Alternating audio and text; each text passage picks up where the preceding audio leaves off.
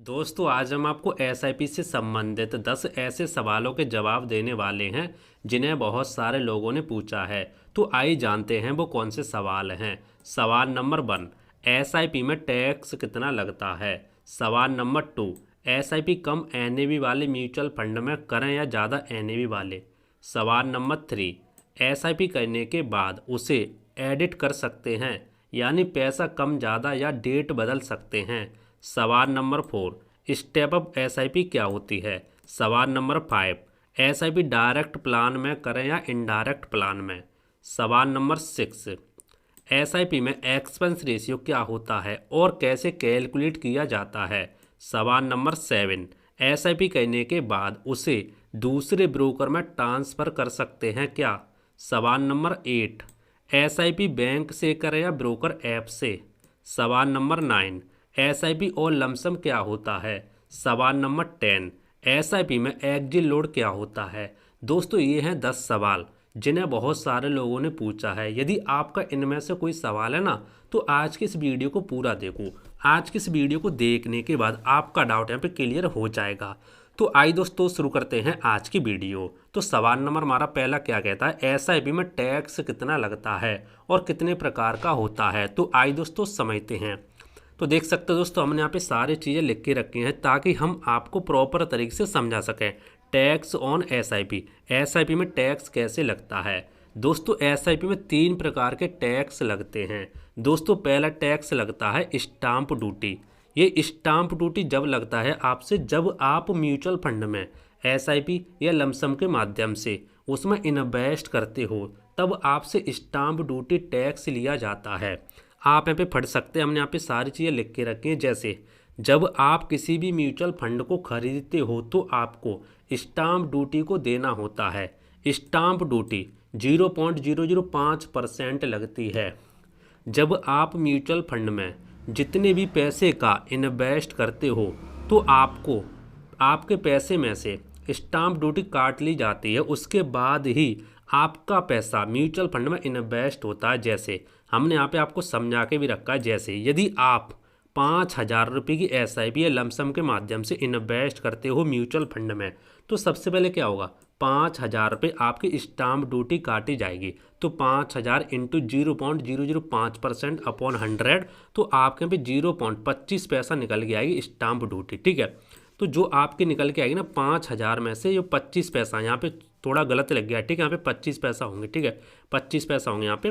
तो 5,000 में से 25 पैसा माइनस करके जो आपका बैलेंस बचेगा ना 4,999.75 पैसा, ये आपका म्यूचुअल फंड में इन्वेस्ट होगा। और दोस्तों जब जब आप एसआईपी में इन्वेस्ट करेंगे ना, जब जब आप एसआईपी के माध्यम से म्यूचुअल फंड में इन्वेस्ट करेंगे हर बार आपके अमाउंट में से स्टाम्प ड्यूटी काटी जाती है। तो आपके यहाँ पे समझ में आ गया होगा। अब दोस्तों दूसरा जो हमारा टैक्स होता है वो होता है STCG। ये क्या होता है, short term capital gain tax. यदि आप किसी म्यूचुअल फंड को 1 साल से पहले ही बेच देते हो तो आपको short term capital gain tax देना होता है। ये टैक्स 20% का लगता है। दोस्तों फॉर एग्जांपल यदि मान लो आपने किसी म्यूचुअल फंड में एसआईपी लमसम के माध्यम से इन्वेस्ट किया है और मान लो कोई भी सिचुएशन ऐसी आ जाती है जिस सिचुएशन से आपको पहले ही 1 साल से पहले ही म्यूचुअल फंड को बेचना पड़ता है तो भैया आपको यहाँ पे short term capital gain tax देना होता है 20% का। कैसे लगता है वो भी समझेंगे। पॉइंट नंबर यहाँ पे 2 समझो। म्यूचुअल फंड में आपका जो भी इन रिटर्न से प्रॉफिट होता है उसी पर STCG यानी short term capital gain tax लगता है।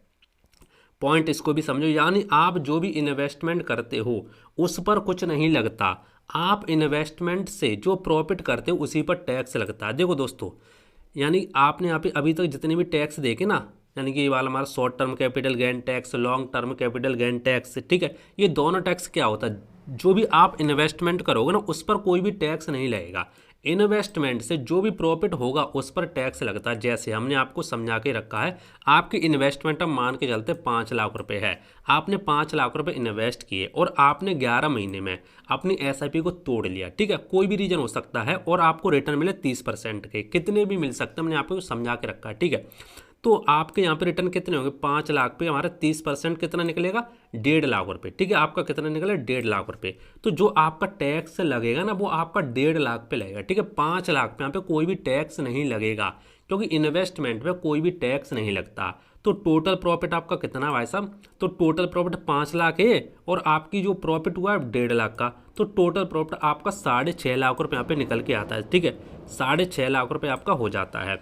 अब टैक्स किस पे लगेगा, टैक्स आपका लगेगा 1.5 लाख पे, तो 1.5 लाख इंटू 20% अपॉन 100, तो आपका 30,000 रुपये टैक्स निकल के आएगा। ठीक है, तो आपका भाई साहब 30,000 रुपये आपको सरकार को देना होगा। ठीक है, यदि आप 5 लाख रुपये इन्वेस्ट करते हो तो इस तरीके से हमारा short term capital gain tax लगता है SIP पे। ठीक है, लमसम करोगे तब भी लगेगा, तो आपके यहाँ पे समझ में आ गया होगा।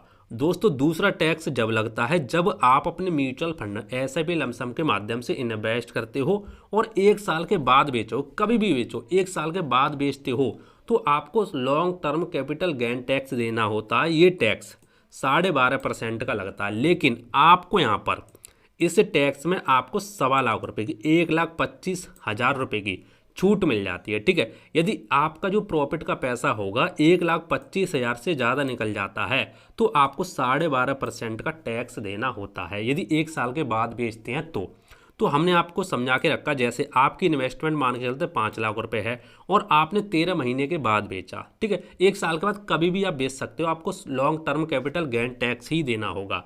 तो मान के चलते आपको 30% रिटर्न मिले, तो 5 लाख आपने इन्वेस्ट किए थे, 5 लाख पे 30% आपका फिर भी यहाँ पे 1.5 लाख रुपये प्रॉफिट निकल के आता है।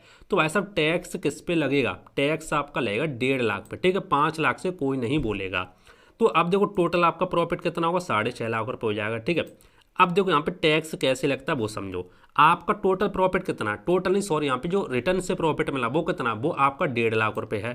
ठीक है, तो देखो 1.5 लाख आपका प्रॉफिट है और आपको 1.25 लाख रुपए की छूट मिल जाती है, तो सबसे पहले क्या होगा, आपके 1.5 लाख रुपए 1.25 लाख रुपए यहाँ पे माइनस होंगे, क्योंकि 1.25 लाख की छूट है ना, इसीलिए तो आपके यहाँ पे 25,000 रुपये ओनली रह जाते हैं। तो अब आपका टैक्स जो लगेगा 25,000 पे लगेगा। ठीक है, तो 25,000 इंटू 12.5% अपॉन 100, तो आपका 3,125 यहाँ पे निकल के आता है। ठीक है, तो आपके यहाँ पे समझ में आ गया होगा। अब आपको सरकार को कितना देना, 3,125 रुपये देना होगा जब आपका 1.5 लाख का प्रॉफिट होगा तब, क्योंकि 1.25 लाख रुपये की आपको यहाँ पे छूट मिल जाती है। तो दोस्तों ये थे टैक्स, इस तरीके से यहाँ पे टैक्स लगते हैं, आपके यहाँ पे समझ में आ गया होगा। अब दोस्तों इसके बाद हमारा कौन सा क्वेश्चन आता है वो समझो। इसके बाद आता है SIP कम NAV वाले म्यूचुअल फंड में करें या ज़्यादा NAV वाले। देखो दोस्तों आपने देखा होगा जब आप म्यूचुअल फंड में SIP करने जाते हो तो आपको वहाँ पे NAV अलग अलग रेट की दिखाई देती है, कोई 100 रुपये, कोई 50 रुपये, कोई 200 रुपये की, कोई 500 रुपये की, इस तरीके से दिखाई देती हैं। तो भैया आपको किस म्यूचुअल फंड में SIP करनी चाहिए, जिस म्यूचुअल फंड की कम NAV है कि जिस म्यूचुअल फंड की ज़्यादा NAV है, इससे कोई फर्क पड़ता है दोस्तों? मैं आपको बता दूं इससे कोई भी फर्क नहीं पड़ता। ठीक है, या कम NAV वाला म्यूचुअल फंड हो या ज़्यादा NAV वाला म्यूचुअल फंड हो, आप किसी में भी कर सकते हैं। यदि आपको यकीन नहीं है तो इस पर हमने एक प्रैक्टिकल वीडियो बना के रखा है, आपको हमारे एक नया चैनल उस पर आपको मिल जाएगा। मैं वीडियो को डिस्क्रिप्शन में लिंक दे दूंगा, या तो आप यूट्यूब पे सर्च करें ना कि कम NAV वाले म्यूचुअल फंड में इन्वेस्ट करें या ज़्यादा NAV वाले म्यूचुअल फंड में इन्वेस्ट करें बाय राहुल GSR बजरंग, तो आपके सामने वीडियो आ जाएगा। हमने वहाँ पे प्रैक्टिकल समझा के रखा है। दोस्तों फिलहाल आप ये समझ लो कि आप कोई दिक्कत नहीं, आप किसी म्यूचुअल फंड में इन्वेस्ट कर सकते हैं, बस आपको ये देखना है म्यूचुअल फंड अच्छा होना चाहिए। ठीक है, NAV से कोई यहाँ पर फर्क नहीं पड़ता। इसके बाद दोस्तों हमारा नेक्स्ट क्वेश्चन आता है नंबर 3।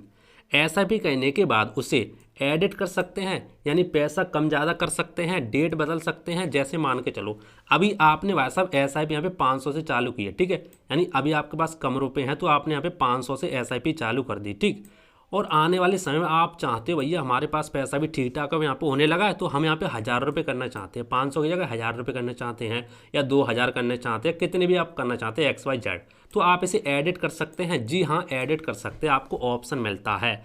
आप अभी 500 कर रहे हो, यदि आपके पास बजट बन जाता तो आप 700, 1,000 जितने भी आप एडिट करना चाहते कर सकते, कोई दिक्कत नहीं है। और डेट की बात करें तो आप डेट भी चेंज कर सकते हैं। अभी आपकी SIP 1 तारीख को कटती है मान के चल रहे हैं, आप चाहते नहीं हमें तो 10 तारीख को कटवानी, तो आप 10 तारीख भी यहाँ पे सेट कर सकते हैं, तो कर सकते हैं, इसका कोई भी दिक्कत नहीं। ठीक है, तो आपके यहाँ पे समझ में आ गया होगा। चलो मैं इसको यहाँ पे इरेज कर देता हूँ। इसके बाद दोस्तों हमारा जो नेक्स्ट क्वेश्चन आता है वो आता है स्टेप अप SIP क्या होती है। तो आइए इसको मैंने यहाँ पे नीचे लिख के रखा, मैं आपको समझा देता हूँ। देखो दोस्तों स्टेप अप SIP क्या होती है वो समझो तुम। स्टेप अप SIP देखो, एक तुम्हारी नॉर्मल SIP होती है, आपको पता होगा कि आप हर महीने कि अपने हिसाब से अमाउंट यहाँ पे सेट करके हर महीने आपका पैसा कटता रहेगा। एक होती है स्टेप अप एसआईपी, ये क्या होती है वो समझो। Point number 1, step up SIP mutual fund में इन्वेस्ट करने का तरीका होता है। जिस प्रकार से आप एसआईपी करते हो उसी प्रकार से ये की जाती है, ठीक है। ये तो आपका डाउट क्लियर हो गया होगा। पॉइंट नंबर 2, लेकिन दोस्तों इसमें एक फ़र्क होता है, आप इसमें हर साल अपनी इन्वेस्टमेंट का कुछ परसेंट बढ़ा सकते हो, जैसे 10%, 20% या आप अपने हिसाब से। पॉइंट नंबर 3, दोस्तों जैसे जैसे आपकी सैलरी का हर साल कुछ पैसा बढ़ता जाता है, उसी हिसाब से आप अपनी एसआईपी का इन्वेस्टमेंट बढ़ा सकते हैं।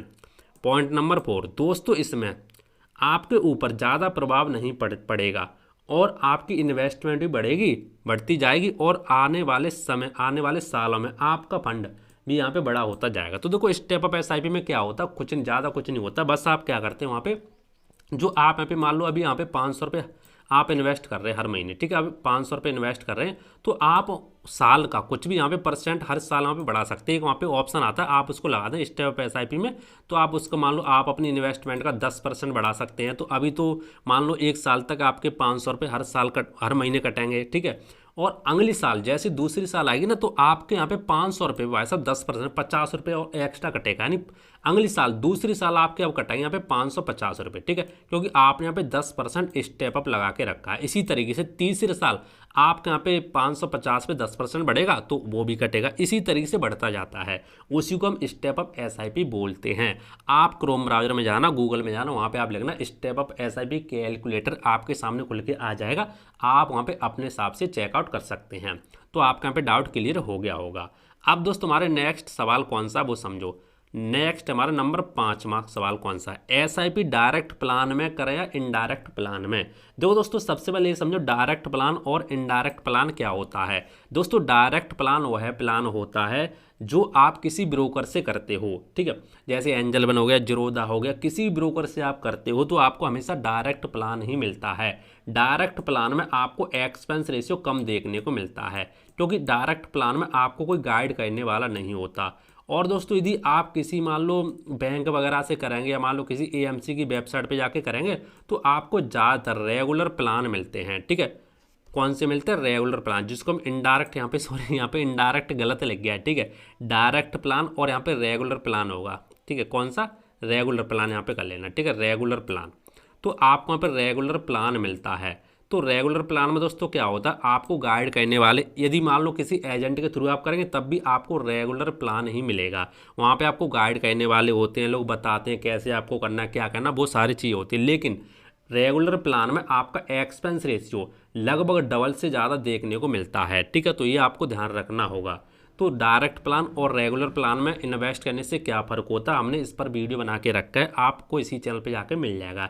तो दोस्तों फिलहाल ज़्यादातर लोग जो इन्वेस्ट करते हैं वो डायरेक्ट प्लान में ही करते हैं, क्योंकि दोस्तों डायरेक्ट प्लान में क्या हो जाता है, डायरेक्ट प्लान में आपको बहुत सारी सुविधा मिलती है इसीलिए, ठीक है। क्योंकि दोस्तों यहाँ पे एक्सपेंस रेशियो आपको कम देखने को मिलता है, तो फिर आप अपने हिसाब से यहाँ पे चेकआउट कर सकते हैं, मैंने तो आपको बता दिया। अब हमारा पॉइंट नंबर 6 आता है, एसआईपी में एक्सपेंस रेशियो क्या होता है और कैसे कैलकुलेट किया जाता है। तो आइए इसको समझते हैं। इसमें दोस्तों बहुत सारे लोग यहाँ पे डाउट रहता ही रहता है, आज मैं आपको डाउट यहाँ पे क्लियर कर दूंगा, ठीक है। तो आइए समझते किस तरीके से यहाँ पे डाउट आपका रहता है। तुम्हारा ये हो गया एक्सपेंस रेशियो, समझो इसको, ठीक है। पॉइंट नंबर 1, एक्सपेंस रेशियो किसी भी म्यूचुअल फंड का वह खर्चा होता है जो हमें म्यूचुअल फंड की कंपनी को देना होता है, क्योंकि म्यूचुअल फंड की कंपनी हमारे पैसे को मैनेज करती है। यह एक्सपेंस रेशियो हर म्यूचुअल फंड का अलग अलग होता है, ठीक है। जैसे 0.10 से लेकर के 1.5% तक हो सकता है, लगभग बता रहा हूँ, ठीक है। इससे थोड़ा बहुत ऊपर नीचे हो सकता है। पॉइंट नंबर 2, दोस्तों जिस भी म्यूचुअल फंड में हमें रिटर्न दिखाए जाते हैं वो रिटर्न एक्सपेंस रेशियो को काट कर ही दिखाए जाते हैं। देखो आपने देखा होगा बहुत सारे म्यूचुअल फंड है जिसमें आप देखते हो 1 साल का रिटर्न, 2 साल का रिटर्न देखते हो, 3 साल का यहाँ पे रिटर्न देखते हो। तो जो भी आपको रिटर्न दिखाए जाते हैं वो आपका एक्सपेंस रेशियो काटने के बाद ही दिखाए जाते हैं। और जो भी आपको म्यूचुअल फंड में एनएवी दिखाई जाती है वो भी दोस्तों म्यूचुअल फंड की जो एक्सपेंस रेशियो तो वो काट कर ही एनएवी दिखाई जाती है। तो आपका डाउट यहाँ पे क्लियर हो गया होगा। इसके बाद दोस्तों हमारा आता है एक्जिट लोड। एक्जिट लोड क्या होता है वो समझो। दोस्तों एक्जिट लोड किसी म्यूचुअल फंड का वह टैक्स होता है जिसे आपको म्यूचुअल फंड को 1 साल या कुछ महीने या कुछ दिन से पहले पैसा निकालने पर देना होता है। ये हर म्यूचुअल फंड का अलग अलग हो सकता है। यदि आप लगभग 1 साल के बाद पैसा निकालते हैं तो आपको कोई भी एग्जिट लोड नहीं देना होता। दोस्तों क्या होता है, देखो बहुत सारे म्यूचुअल फंड होते हैं जिनमें कुछ यहाँ पे पॉलिसी होती है। यदि मान लो कोई ऐसा म्यूचुअल फंड है जिसमें आप यदि 15 दिन से यदि एसआईपी को तोड़ते हैं 15 दिन से पहले, तो आपको यहाँ पे 0.50% या मान लो 1% का यहाँ पे एग्जिट लोड देना होता है। अलग अलग होता है, ठीक है। और कोई ऐसा होता है जिसमें आप 1 साल से पहले यदि आप यहाँ पे पैसा निकालते हैं एसआईपी से, तो आपको भी यहाँ पे 1% का एग्जिट लोड देना होता है। यदि 1 साल के बाद निकालते तो आपको यहाँ पे कोई भी एग्जिट लोड नहीं देना होता। तो बहुत सारे यहाँ पे अलग अलग म्यूचुअल फंड होते हैं, तो आपको यहाँ पे समझ में आ गया होगा।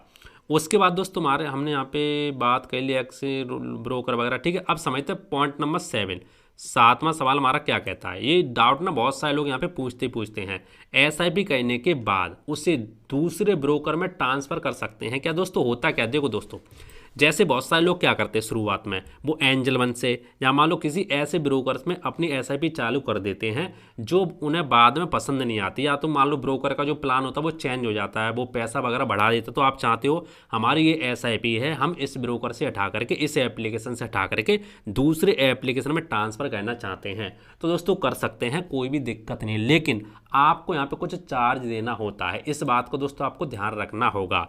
किसी भी आप ब्रोकर में एसआईपी करो या लमसम करो, कोई भी, या मान लो किसी आप शेयर में इन्वेस्ट करो, आप आसानी से दूसरे ब्रोकर में ट्रांसफ़र कर सकते हैं, कोई दिक्कत नहीं है।